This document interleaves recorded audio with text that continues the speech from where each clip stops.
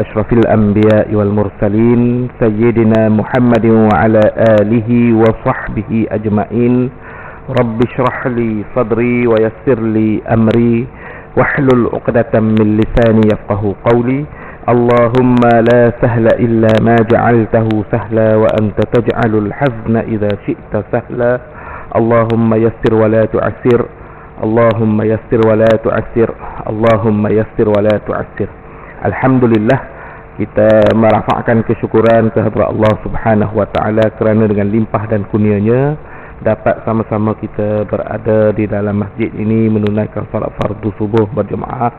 Diberi kelapangan kepada kita untuk duduk lagi pada pagi ini. InsyaAllah kita akan sama-sama meneruskan lagi kupasan hadis-hadis yang disusun oleh Imam An-Nawawi rahimahullah melalui kitab beliau Riyadhus Salihin. Jadi dalam pertemuan-pertemuan kita yang lepas, kita telah bincang hadis-hadis yang berada di bawah tajuk banyaknya jalan kebaikan. Hadis-hadis di bawah tajuk banyaknya jalan kebaikan. Imam An-Nawawi nak menunjukkan bahawa terdapat banyak hadis Nabi SAW yang berkait dengan keluasan dalam melakukan amal salih. Buat baik ni banyak jenis dia. Banyak jenis. Jadi tidak dia nak memberikan, nak mengajak kepada kita, nak mengajak umat Islam semua faham kebaikan ni bukan hanya dalam satu perkara, dalam satu bidang. Ramai orang merasakan bahawa amal soleh ni adalah ibadat sahaja. Betul lah, ibadat tu sebahagian daripada amal soleh, tetapi amal soleh bukanlah amal soleh sahaja yang jadi ibadat, yang menjadi bukan jadi ibadat saja yang jadi amal soleh. Ada lagi perkara-perkara lain yang juga dikira amal soleh. Baik. Jadi kita telah melihat hadis-hadis yang sebelum ni, sebahagiannya menunjukkan amal soleh itu ialah ibadat. Solat, puasa, zakat, ke haji, umrah, baca Quran, berzikir, itu dipanggil ibadat khusus, amal soleh. Tapi dari sudut yang kedua, amal soleh kebaikan-kebaikan sesama manusia. Sesama manusia, itu pun amal salih, yang mana terdapat banyaklah hadis-hadis yang menunjukkan melakukan kebaikan sesama manusia dianjurkan dan digalakkan. Kemudian yang ketiganya, melakukan kebaikan dengan makhluk-makhluk Allah yang lain selain daripada manusia, juga sebahagian daripada amal salih. Jadi baiklah tuan-tuan yang dirahmati Allah, kita sambung hadis di bawah tajuk banyaknya jalan kebaikan ini dengan hadis yang diriwayatkan daripada Abil Munzir an Abil Munziri Ubay bin Ka'ab radhiyallahu anhu beliau berkata, kana rajulun la a'lamu rajulan ab'ada minal masjid minhu wa kana la tukhti'uhu salatun faqilalah. Daripada Abil Munzir, Ubay bin Ka'ab radhiyallahu anhu berkata, ada seorang lelaki ni, aku tak tahulah ada ke tidak orang lain yang lebih jauh daripadanya rumahnya dengan masjid. Aku tak tahulah ada lagi orang lain yang lagi jauh daripada dia rumah dengan masjid. Wa kana la tukhti'uhu salatun. Dan lelaki ini, dia ni dahlah paling jauh dah, yang dia rasa orang ni orang yang paling jauh dah sekali. Orang yang paling jauh sekali rumahnya dengan masjid. Tetapi lelaki ini dia tak pernah terlewat daripada solat berjamaah di masjid. Rumah dia masjid, rumah dia jauh dengan masjid, tapi dia tak pernah la tukhti'uhu salatun, dia tak pernah sampai lambat untuk melaksanakan ibadah salat di masjid. Faqila lahu, lalu ada seorang lelaki ni berkata kepadanya, au faqultu lahu, dalam riwayat yang lain mengatakan bahawa atau aku berkata kepadanya.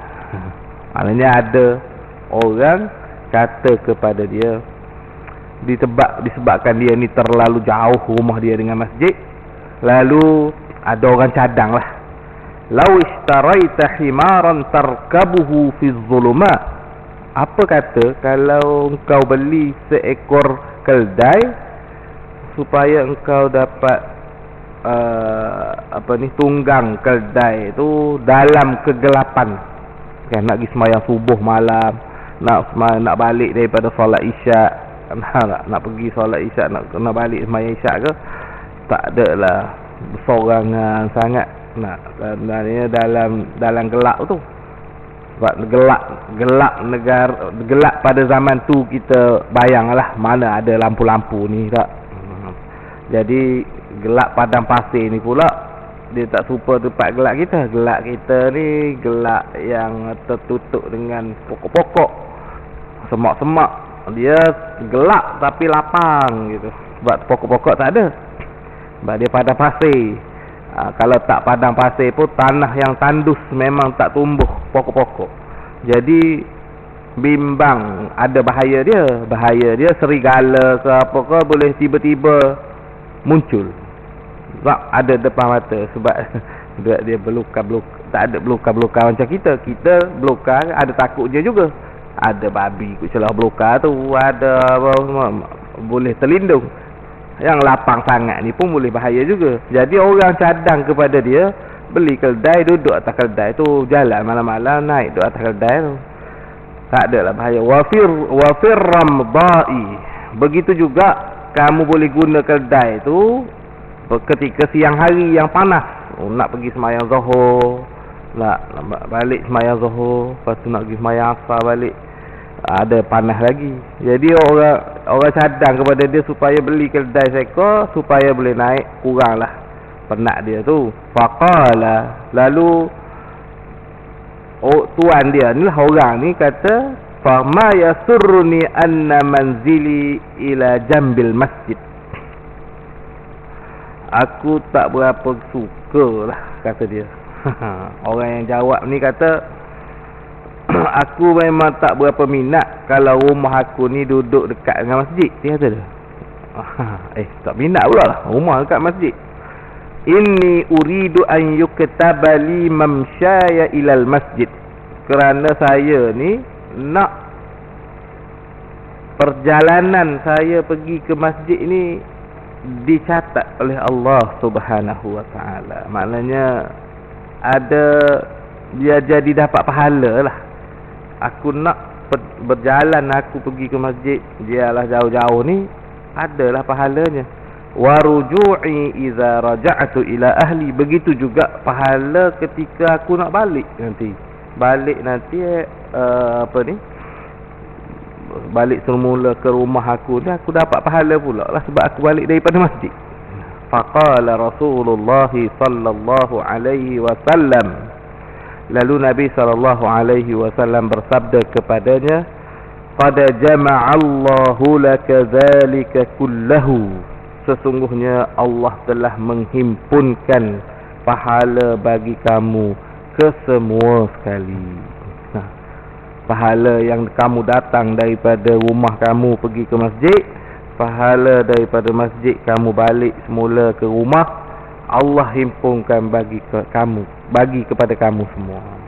Dalam satu riwayat yang lain, wa inna laka mahtasabata, dalam satu riwayat yang lain mengatakan bahawa Nabi kata, sesungguhnya apa yang kamu kerjakan itu adalah untuk kamu. Maknanya kamu akan dapatlah pahala yang kamu nak sangat tu, yang kamu harapkan itu Allah Subhanahu wa taala berikan kepada kamu. Jadi ini salah satu daripada amal soleh dia. Ruang amal soleh itu dalam bentuk ibadat. Bentuk ibadatnya tapi bukanlah ibadat secara langsung ni. Ini duduk jauh, pengorbanan walaupun jauh daripada masjid, tetapi datang sembahyang berjamaah. Jadi datang dari jauh tu dia tidaklah sia-sia, ada ganjarannya di sisi Allah Subhanahu wa taala. Itu pun amal soleh, berkorban untuk melakukan ibadah kefarduan yang Allah Subhanahu wa taala fardukan kepada kita dan yang Allah galakkan kepada kita untuk lakukan secara berjamaah. Lalu dia berkorban jauh, tak apalah jauh. Baik. Jadi dapatlah ganjaran pahala kepada orang yang melakukan seperti itu. Baik. Tuan-tuan, hadis yang seterusnya an Abi Muhammad bin Abdullah bin Amr bin al-As radhiyallahu anhuma, daripada Abi Muhammad Abdullah bin Amr bin al-As radhiyallahu anhuma, beliau berkata, qala Rasulullah sallallahu alaihi wasallam, Nabi sallallahu alaihi wasallam telah bersabda, arba'una khaflatun a'laha munihatul 'and ma min 'amilin ya'malu bi khaslatin minha raja'a thawabiha wa tasdiqa maw'udiha illa adkhalahu Allahu bihal jannah. Rasulullah sallallahu alaihi wasallam telah bersabda, ada 40 perbuatan yang paling utama, ada 40 perbuatan, ada 40 perbuatan, dan yang paling utama adalah meminjamkan seekor kambing betina untuk diperah susunya, kemudian dikembalikan semula.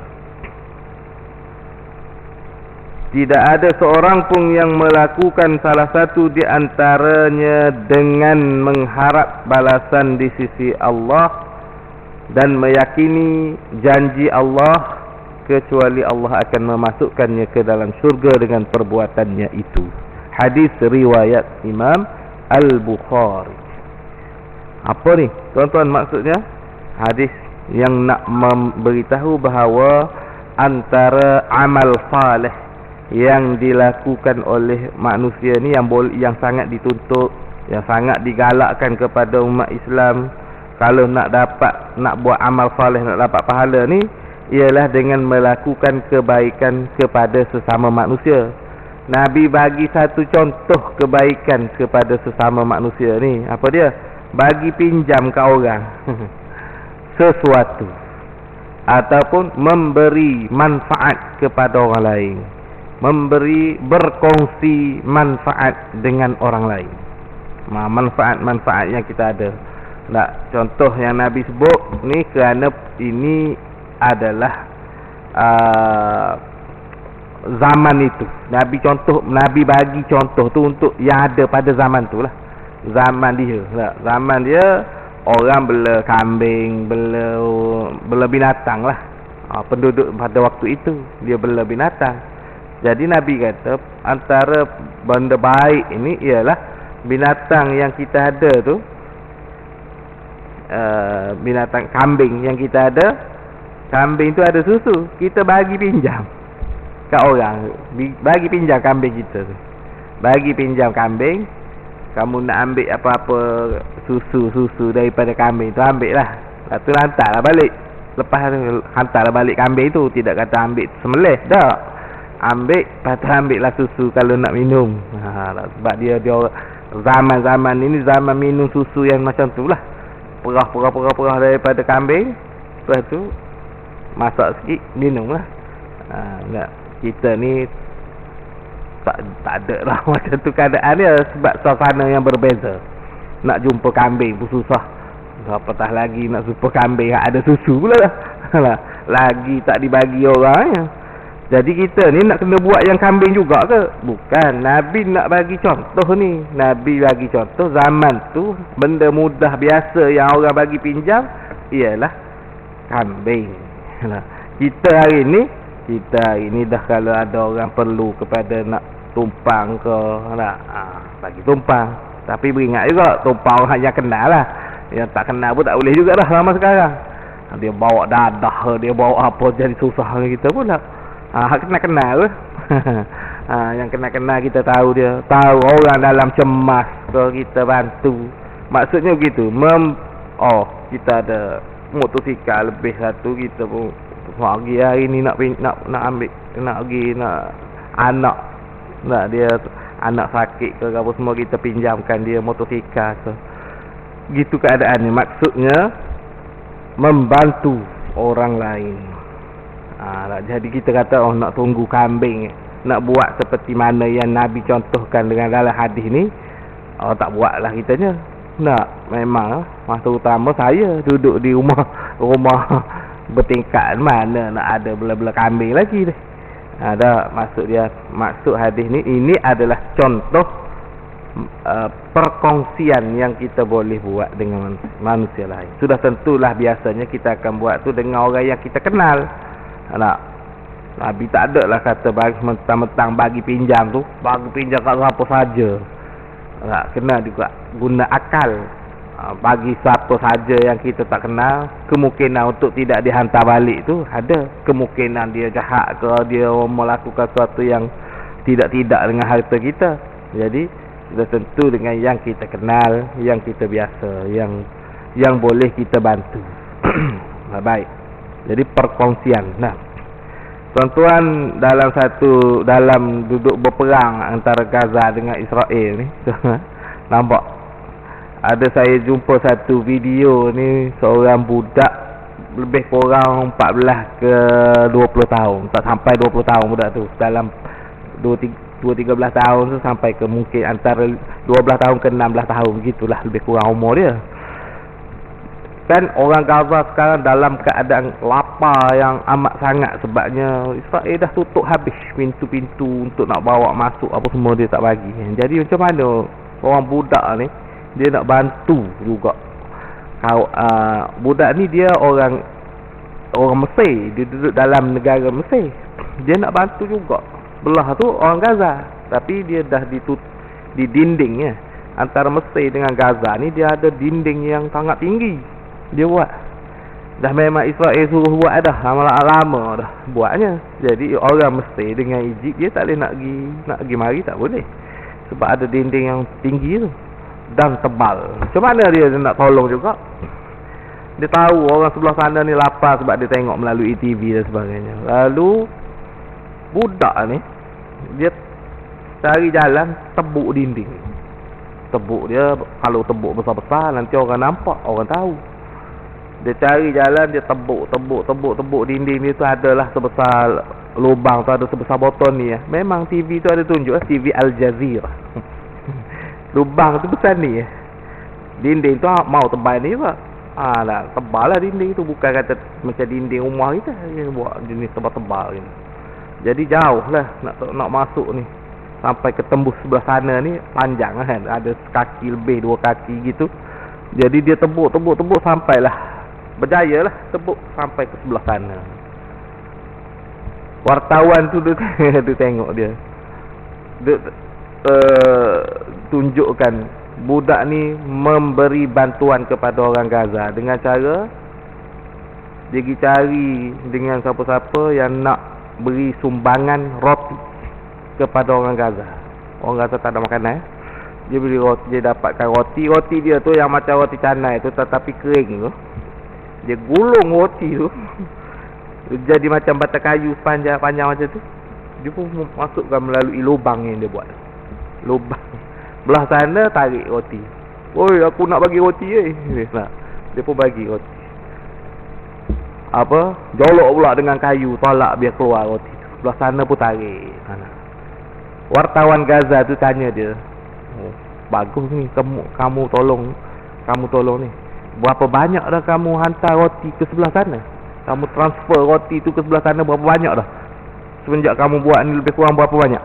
Dia kata lebih kurang 1000 biji roti dah aku buat. Ni pengorbanan. Ni kata ni bantu orang dalam susah.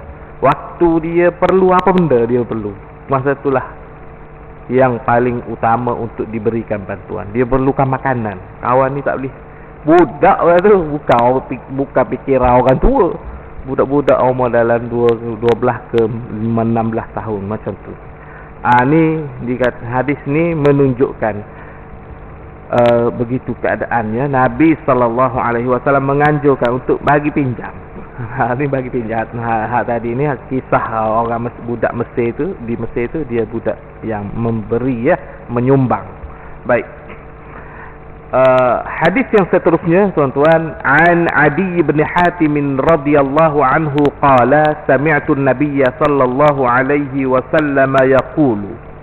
Daripada Adi bin Hatim radhiyallahu anhu, beliau berkata, aku telah mendengar Nabi sallallahu alaihi wasallam bersabda, ittaqun nara walau bisyittin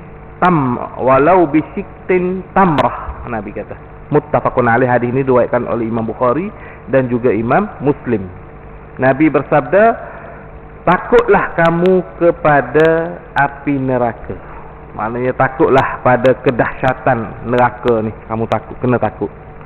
Takut tu dengan cara apa? Nabi kata, walaupun dengan sebelah biji tamar sekalipun. Takut dengan sebelah biji tamar, walaupun dengan sebelah biji tamar. Macam apa maksud dia?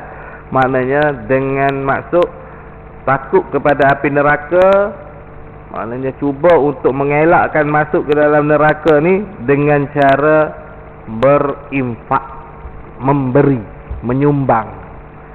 Tak boleh nak banyak, sumbanglah walaupun dengan hanya sebelah biji tamar saja. Sebelah. Ada sebiji tamar, kongsi 2. Kita rasa Allah ada korang berkongsi sampai sebelah biji tamar. Tuan-tuan, ada di negara-negara yang perang seperti itu, ada lah. Maknanya sikit macam mana pun kamu boleh sumbang juga. Ni memang bagus lah. Kalau apatah lagi yang banyak, yang ada banyak menyumbang, bagus juga.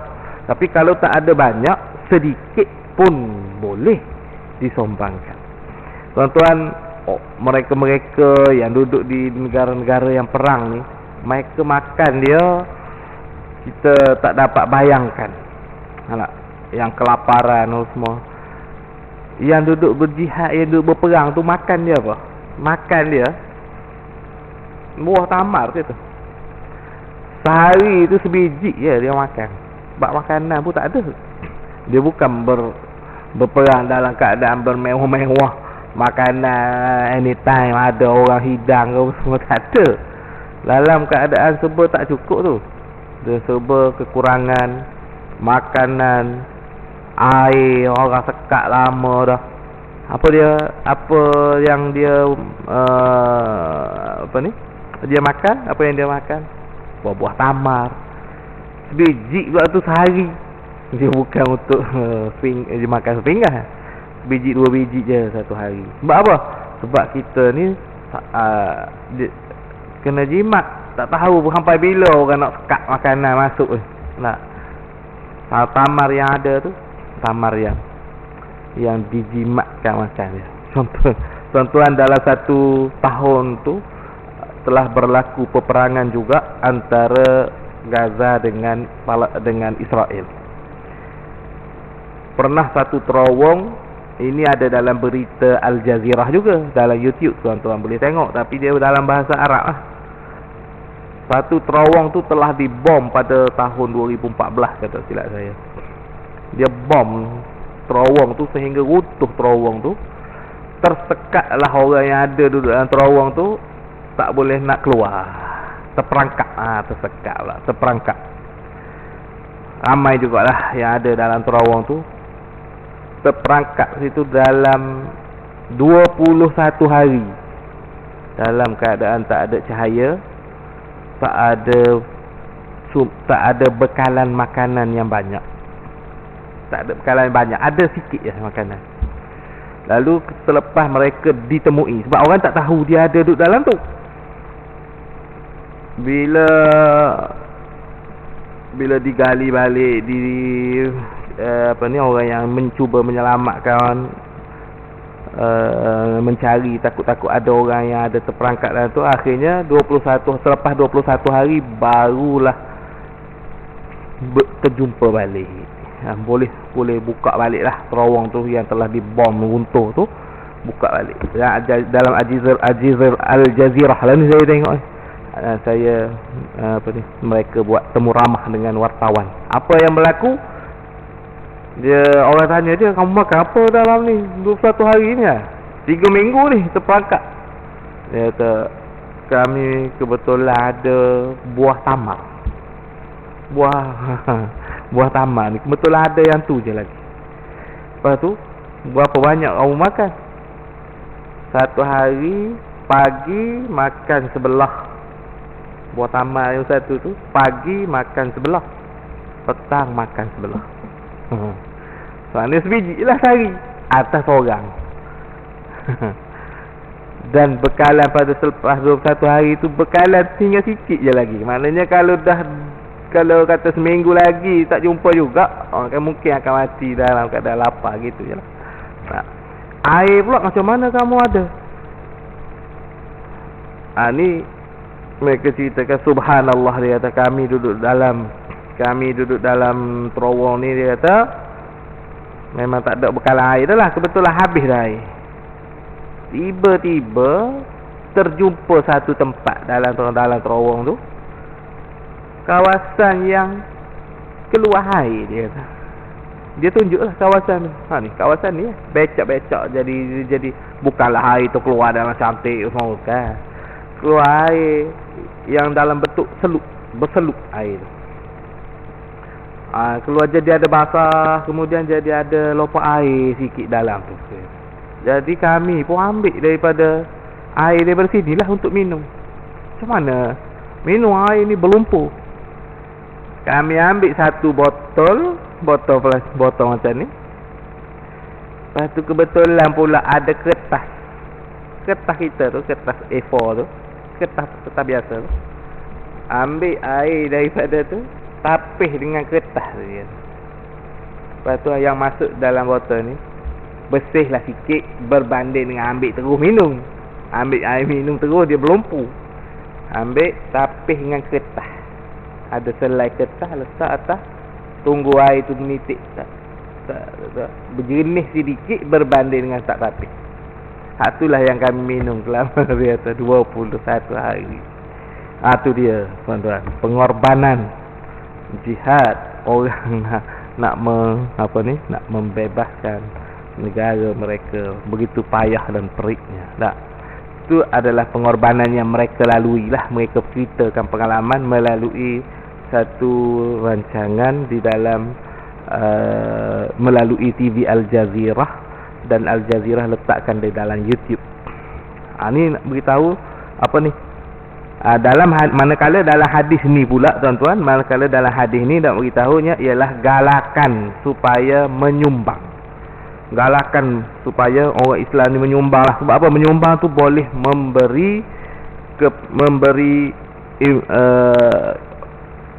memadamkan api neraka, boleh mengelakkan daripada api neraka. Dan ia menyumbang ini adalah ciri yang besar kepada orang-orang yang bertakwa.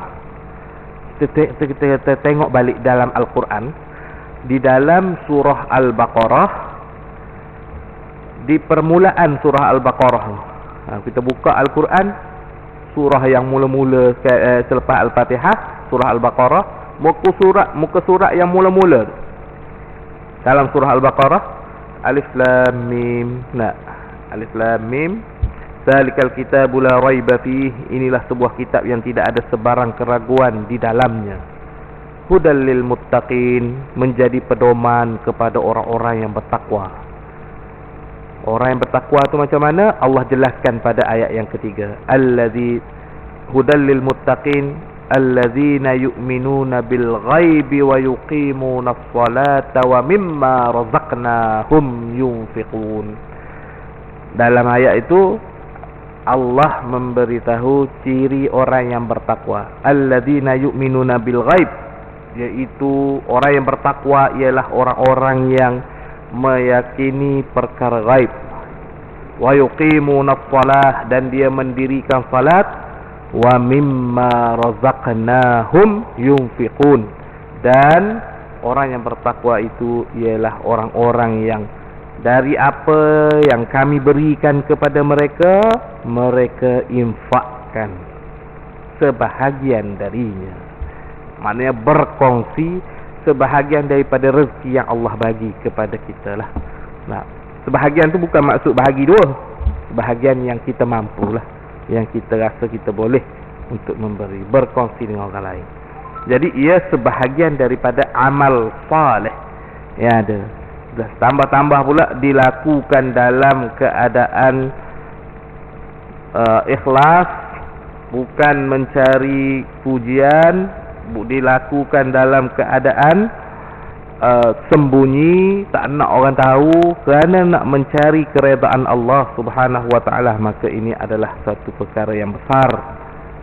Sumbangan-sumbangan seperti itu, ikhlas adalah sumbangan-sumbangan yang memberi erti yang besar dalam kehidupan kita, terutama sekali di hari akhirat. Nak sebagai memberi pulangan yang besar kepada kita di hari akhirat. Baik, tuan-tuan, dalam suatu riwayat Imam An-Nawawi letakkan hadis ini, wa fi riwayatil lahuma anhu qal, di dalam suatu riwayat yang diriwayatkan oleh mereka berdua daripadanya, beliau berkata, qala Rasulullah sallallahu alaihi wasallam, Nabi sallallahu alaihi wasallam telah bersabda, ma minkum min ahadin illa sayukallimuhu rabbuhu laisa bainahu wa bainahu turjuman, laisa bainahu wa bainahu tarjuman. Nabi bersabda, tidak ada seorang pun di antara kamu melainkan Allah Subhanahu wa taala akan bercakap dengannya. Tuhannya akan bercakap dengannya di hari akhirat nanti. Yang mana Allah bercakap dengannya nanti dalam keadaan tidak ada terjemah, tidak ada orang tengah. Maknanya langsung bercakap dengan Allah Subhanahu wa taala di hari akhirat.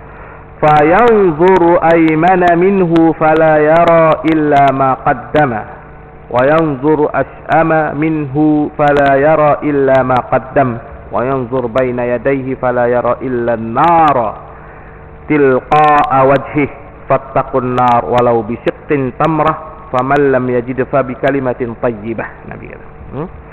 Nabi bersabda dalam satu riwayat yang lain, tidak ada seorang pun di antara kamu melainkan Allah akan bercakap secara langsung dengannya.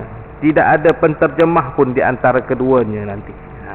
Kemudian dia melihat ke sebelah kanan dan dia tak nampak apa pun. Orang tu di hari akhirat nanti dia tengok sebelah kanan, tak ada nampak apa pun melainkan amal saleh yang dia telah lakukan masa di dunia dulu.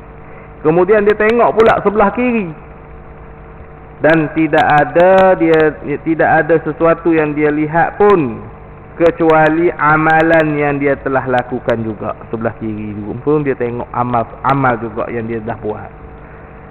Kemudian dia pula melihat ke depan. Orang tu dia tengok pula ke depan, dia tidak melihat apa-apa kecuali tepat di depannya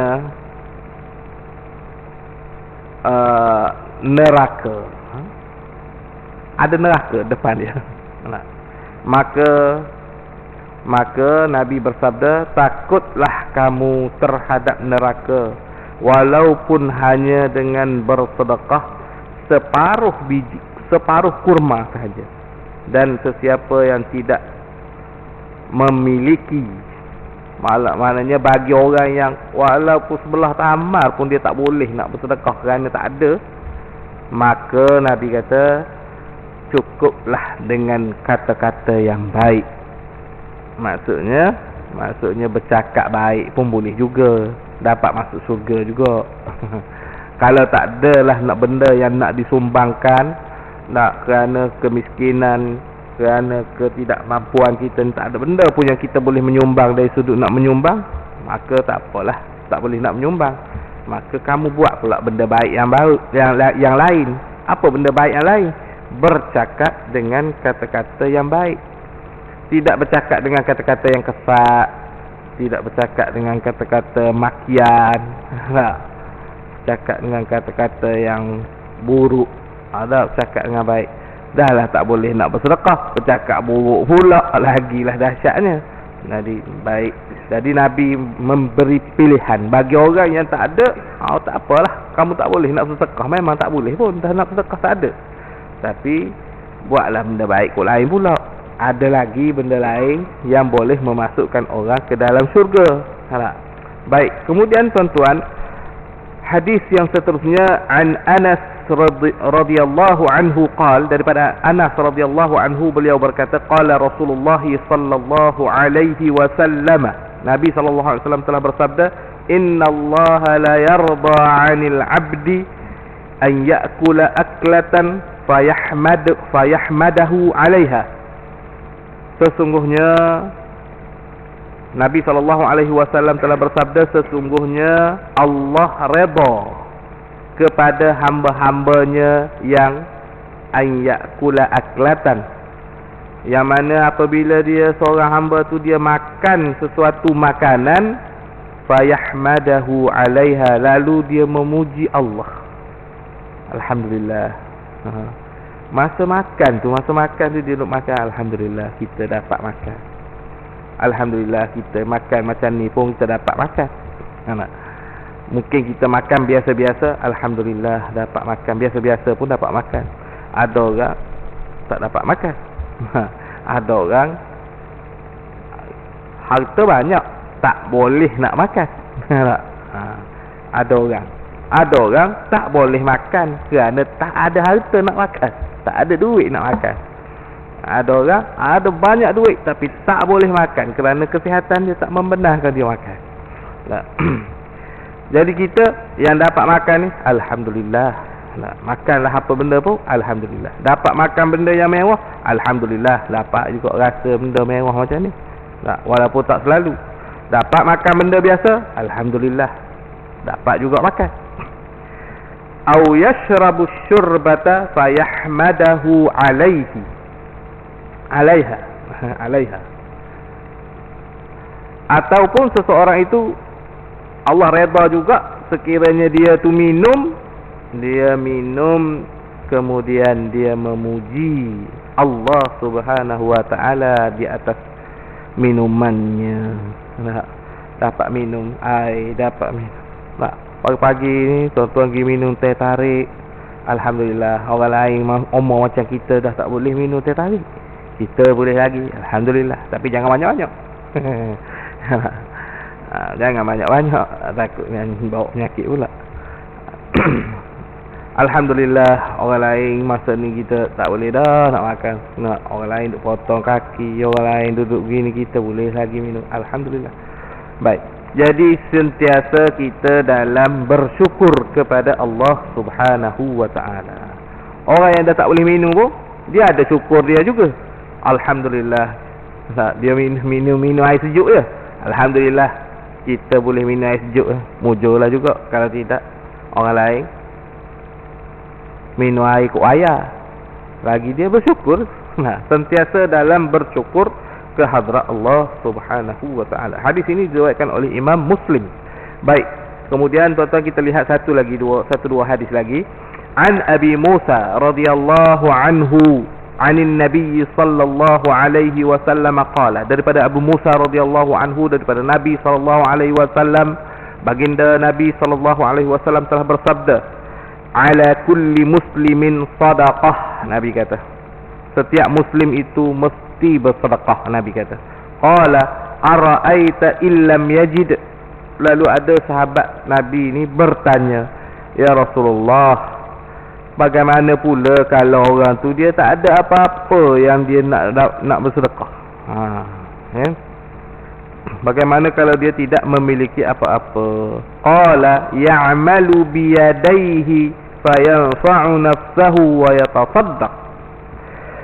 Lalu Nabi kata kalau orang tu ditanya tadi kan, dia ditanya kalau orang tu tak ada apa-apa nak sedekah macam mana? Nabi SAW menjawab, ia bekerja dengan usahanya sendiri sehingga dia mampu memberi manfaat untuk dirinya dan dia bersedekah. Maknanya kalaulah tak mampu, tak ada harta tu, tetapi kita boleh berusaha cari, maknanya tubuh badan masih boleh untuk bekerja mendapatkan rezeki. Nabi SAW suruh orang Islam ni kamu kena cari ya. Maknanya Nabi nak suruh orang Islam jangan duk nak kata rezeki tak ada tu sebab tak ada dengan saja-saja. Tak ada, kena cari sehingga ada, manfaatkan untuk diri dan manfaatkan sedikit untuk sedekah. Kemudian orang tu tanya lagi, ya, sahabat Rasulullah ni pun tanya lagi.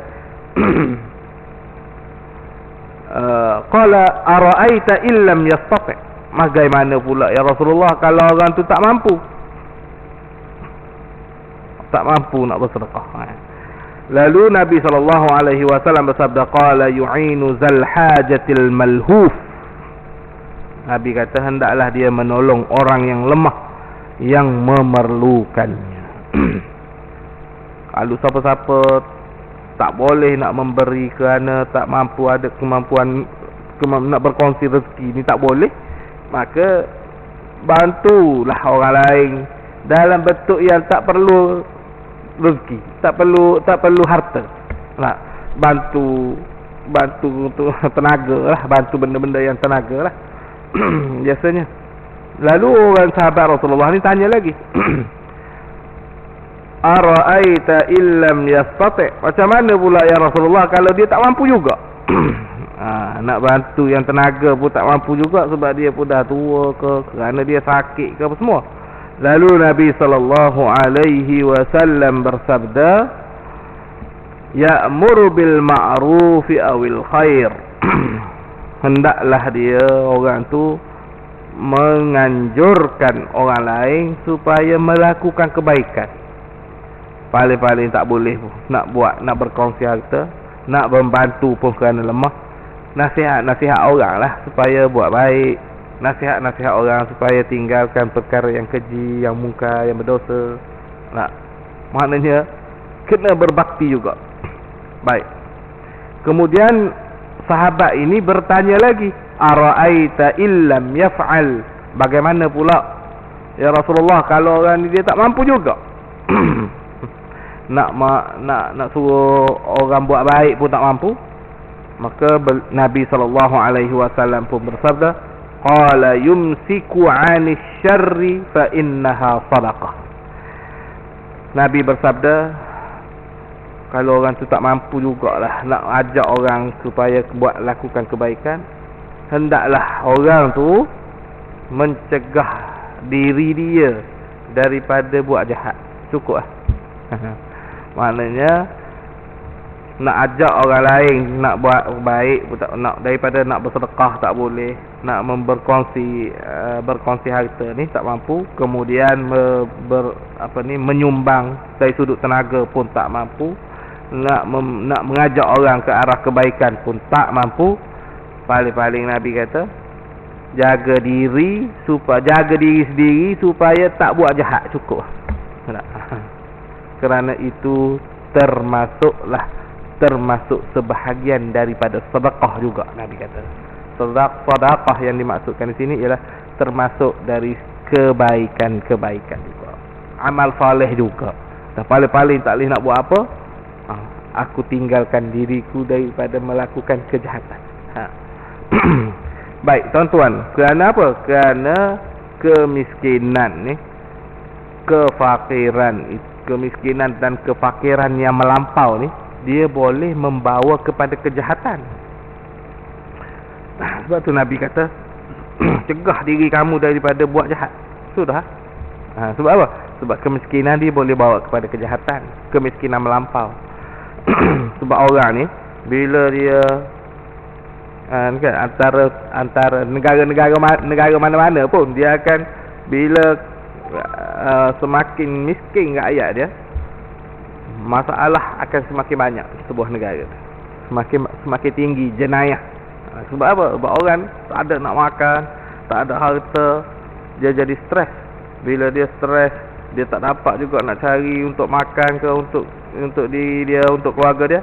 Lalu dia akan berfikir di luar daripada kebiasaan. Biasa dia tak pernah mencuri, tapi oleh kerana untuk cari makan kepada anak bini dengan cara halal dah tak dapat, dia fikir dengan cara tak halal pula. Tak? Sebab tu Nabi SAW bersabda ni dalam satu hadis yang lain, hampir-hampir kemiskinan membawa kepada kefakiran. Kefakiran membawa kepada kekufuran. Saya silap tadi.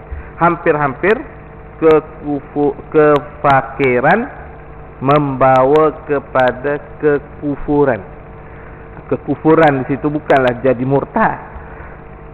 Kefakiran ni bawa kepada melakukan, seseorang tu terpaksa melakukan kejahatan. Melakukan kejahatan, perbuatan keji muka. Saya tengok dalam satu rencana dulu lama dah di dalam Al Jazeera juga.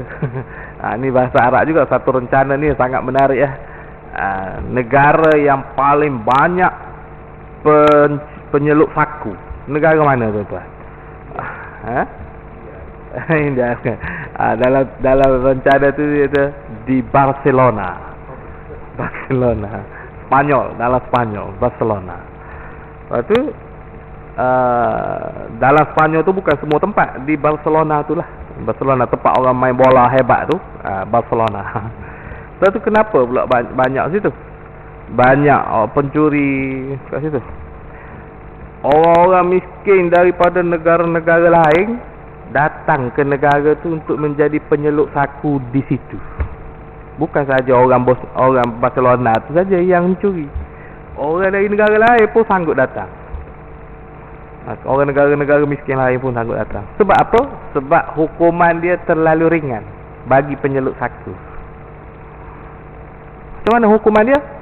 Sesiapa yang ditangkap kerana menyeluk saku akan dipenjara 3 hari. Jadi ada orang dia buat kerja daripada negara lain, dia datang ni negara-negara miskin lain, dia kata jom kita pergi sini, selamat negara ni, bagus saya. Seluk saku kali 3 hari maksud. Kalau tertangkap lah, kalau tak tertangkap. Jadi dia buat pekerjaan untuk dia. Dia beri kerja dia seluk saku lah kerja. Memang dia bawa anak isteri dia duduk di situ, duduk di Barcelona tu. Kemudian dia duduk jadi penyeluk saku. Menyeluk saku lah, siapa-siapa dia yang lalu semua kan. Ada sekali-sekala dia ditangkap akan masuklah penjara 3-4 hari. Isteri dia ni, wartawan ni, dia pergi tahan ramah memang betul-betul pencuri lah. Dia kata memang kerja suami saya itulah dia kerja dia. Lepas tu bila dia tak balik 2-3 hari, bermakna saya faham dia kena tangkap tu. Saya tak perlu pergi carilah. Kata 3 hari lagi dia balik. Anak penyeluk saku ni dari negara lain berhijrah mari duduk menjadi penyeluk saku di negara itu. Saya tengok tu, tapi dah lama dah rencana itu. Al Jazeera ni menyamar, dia hantar orang dia menyamar menjadi penyeluk saku untuk berjumpa dengan kumpulan-kumpulan penyeluk saku untuk mengetahui hakikat sebenar kehidupan mereka.